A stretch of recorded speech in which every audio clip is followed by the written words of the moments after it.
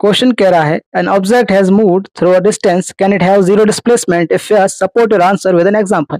यानी ये कह रहा है कोई ऑब्जेक्ट है, अगर वो ऑब्जेक्ट कोई दूरी तय करता है तो उसका डिस्प्लेसमेंट जीरो हो सकता है क्या, और अगर हो सकता है तो उसे एग्जाम्पल के द्वारा समझाइए। सबसे पहले हम बात कर लेते हैं कि डिस्टेंस क्या होता है और डिस्प्लेसमेंट क्या होता है। मान लीजिए कोई ऑब्जेक्ट है ए, ये कोई ऑब्जेक्ट है मान लीजिए, और ये जो है बिंदु यानी पॉइंट ए और पॉइंट बी के बीच दूरी तय करता है। इसके पास कई रास्ते हो सकते हैं, लेकिन हम 3 रास्तों की बात करते हैं।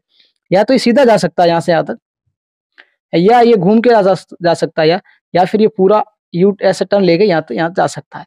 यानी कि फर्स्ट पाथ, सेकेंड और थर्ड, किसी भी ऑब्जेक्ट के द्वारा चला गया जो पाथ है उसकी जो लेंथ होती है उसको हम डिस्टेंस कंसीडर करते हैं। तो इस केसेस में डिस्टेंस किसी भी दो बिंदुओं के बीच डिस्टेंस कुछ भी हो सकती है, अनफाइनाइट डिस्टेंस हो सकती है। और जो डिस्प्लेसमेंट होती है किन्हीं भी दो बिंदुओं के बीच की जो सीधी दूरी होती है और मिनिमम दूरी होती है उसे हम डिस्प्लेसमेंट कहते हैं। जैसे अगर हम बात करें ए और बी, इसमें जो मिनिमम और बीच की सीधी दूरी है वो ये सेकंड वाला पार्ट है, वो है, तो डिस्प्लेसमेंट ये हो जाता है। और ये क्वेश्चन कह रहा है कि अगर कई दूरी तय करे और वो डिस्प्लेसमेंट जो है क्या उसका जीरो हो सकता है।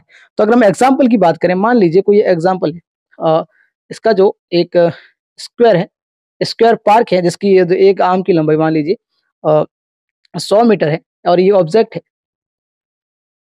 A B C D. अगर ये ऑब्जेक्ट ए से चलना शुरू करता है और वापस ए पे आकर रुक जाता है तो इसके द्वारा जो डिस्टेंस होगी वो डिस्टेंस तकरीबन 400 मीटर हो जाएगी।